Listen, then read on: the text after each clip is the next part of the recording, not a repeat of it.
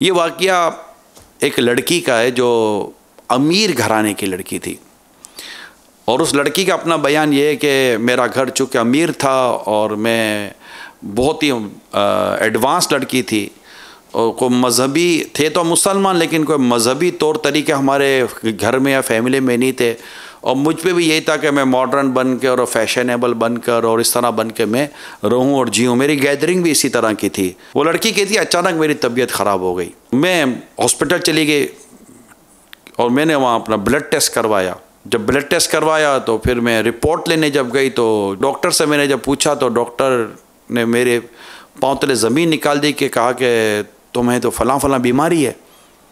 ये सुनते ही जैसे मुझे ऐसा लगा कि अगर टेबल ना हो तो मैं गिर जाती, और मेरे औसान ख़ता हो गए कि अब मेरा क्या हाल होगा, अब ये बीमारी से जान कैसे छूटेगी। इस हालत में उसको अपने रब की भरपूर याद आई, बहुत रोई, अपने रब से बहुत माफ़ी मांगी, खूब इस्तिग़फ़ार किए और अपने आप से गोया कहने लगी कि आज के बाद मैं अपने रब की नाफरमानी नहीं करूँगी। अब जो उसको ये था कि बाद मेरे से ब्लैक वारंट इशू हो गया कि अब जो होना है मेरे साथ होना है, अब मेरी बकियत हमारी ज़िंदगी जितनी सांसें मैं अपने रब की इबादत में गुजारूँगी।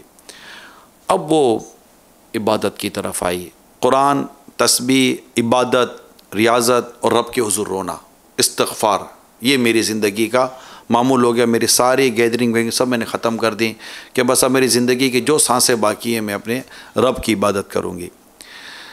एक दिन फ़ोन की घंटी बजी, मैंने फ़ोन उठाया तो वही डॉक्टर साहब फ़ोन पर थे।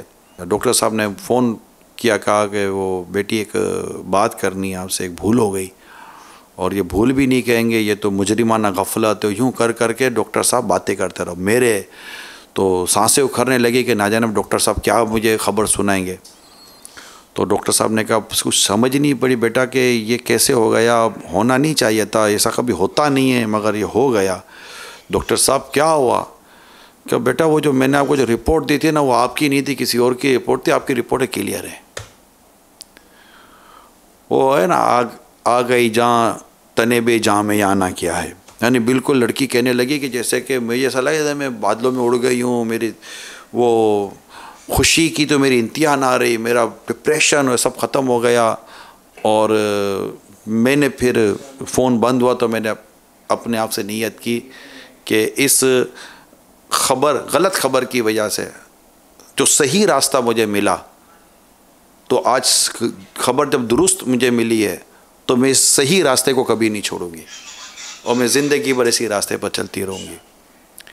तो अल्लाह की रहमत, आइए आप और हम सब मिलकर नीयत करें कि हम अपनी ज़िंदगी के अंदाज़ को बदलें, अपने रब से माफ़ी मांगें, अपने रब से इस बारगाह में इस्तिग़फ़ार करें, तौबा करें सच्ची, और अल्लाह हमारे हालात को बदलेगा। अल्लाह करीम हमारे लिए आसानियाँ पैदा फरमाएगा।